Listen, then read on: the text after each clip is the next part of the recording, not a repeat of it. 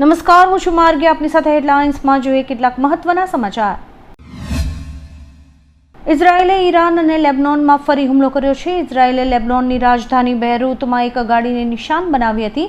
જે હુમલા પર આઈડીએફે કહ્યું કે બેરૂત અને દક્ષિણી લેબનોનમાં હિઝબુલ્લાહના કમાન્ડર સેન્ટરનો ઉપયોગ ઇઝરાયેલી નાગરિકોના વિરુદ્ધ આતંકવાદી હુમલાઓને વધારવા માટે કરાતો હતો. હુમલા પહેલા નાગરિકોને ઓછામાં ઓછું નુકસાન થાય તે માટે પગલાં લેવાયા હતા. મિડલ ઇસ્ટમાં ચાલી રહેલા યુદ્ધ વચ્ચે ઈરાનના નવા સુપ્રીમ લીડરના સ્વાસ્થ્યને લઈને એક ચોંકાવનારો રિપોર્ટ સામે આવ્યો છે. રિપોર્ટ અનુસાર ઈરાનના નવા સુપ્રીમ લીડર મોજતબા ખામેની કથિત રૂપે કોમામાં છે. તેઓ એક હવાઈ હુમલામાં ગંભીર રીતે ઘાયલ થયા હતા અને એક પગ ગુમાવી દીધો છે. જોકે આ વાતની પુષ્ટિ હજુ સુધી નથી થઈ. આ અંગે તપાસ ચાલી રહી છે. અમદાવાદના પાલડી વિસ્તારમાં લાલ દરવાજાથી બાવળા જતી એએમટીએસ બસમાં અચાનક આગ લાગવાની ઘટના બની છે. ચાલુ બસના એન્જિનમાંથી ધુમાડો નીકળતા જ અફરાતફરી મચી ગઈ હતી. જોકે ડ્રાઈવરે સમય સૂચકતા વાપરી તુરત જ તમામ મુસાફરોને સલામત રીતે નીચે ઉતારી દેતા મોટી જાનહાનિ ટળી હતી. જોતજોતામાં આગે વિકરાળ સ્વરૂપ ધારણ કરી આખી બસને લપેટમાં લીધી હતી.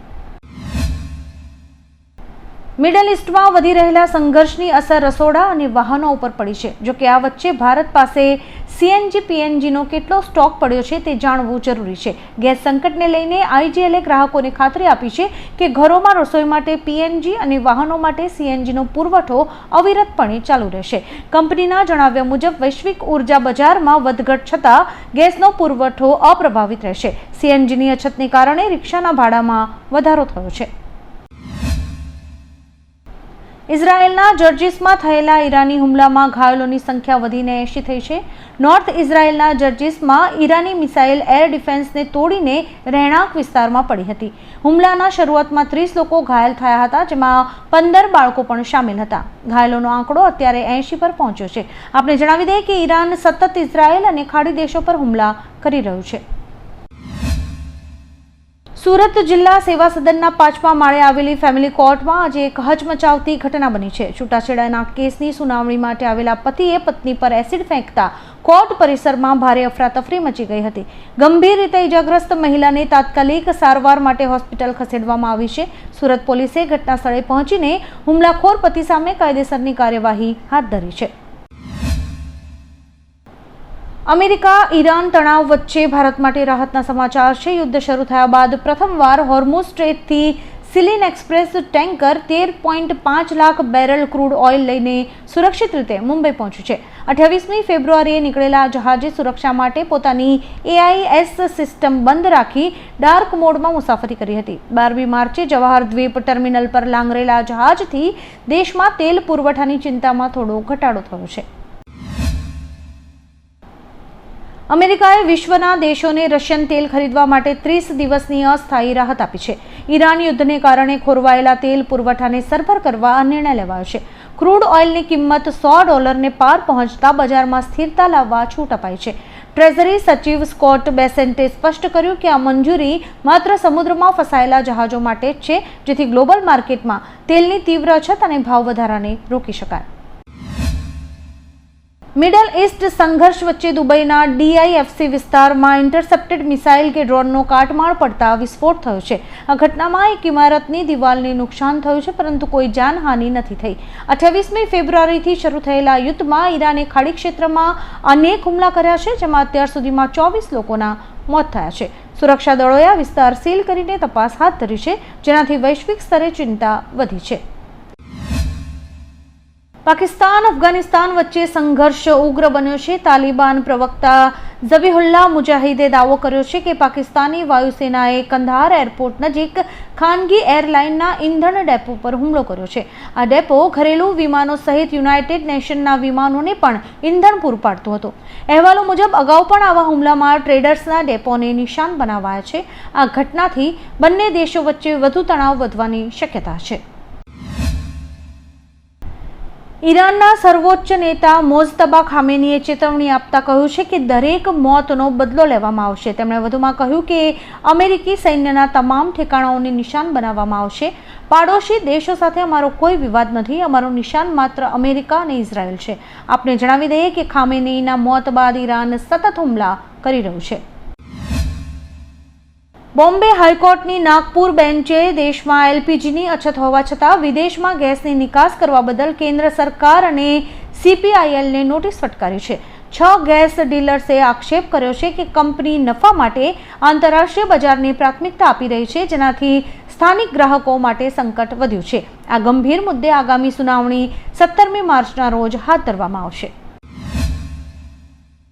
ડોનાલ્ડ ટ્રમ્પે બુધવારે G7 દેશોના નેતાઓ સાથેની વર્ચ્યુઅલ મીટિંગમાં દાવો કર્યો છે કે ઈરાન ટૂંક સમયમાં જ સરેન્ડર કરશે.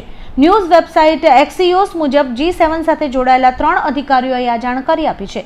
ટ્રમ્પે કહ્યું કે તેમણે એવા કેન્સરને ખતમ કરી દીધું છે જે આપણા બધા માટે ખતરો બની રહ્યું હતું. તેમણે ઓપરેશન એપિક ફ્યુરીના પરિણામોના વખાણ કર્યા અને જણાવ્યું કે આ US-ઇઝરાયલ અભિયાનથી ઈરાન પર મોટી અસર પડી છે.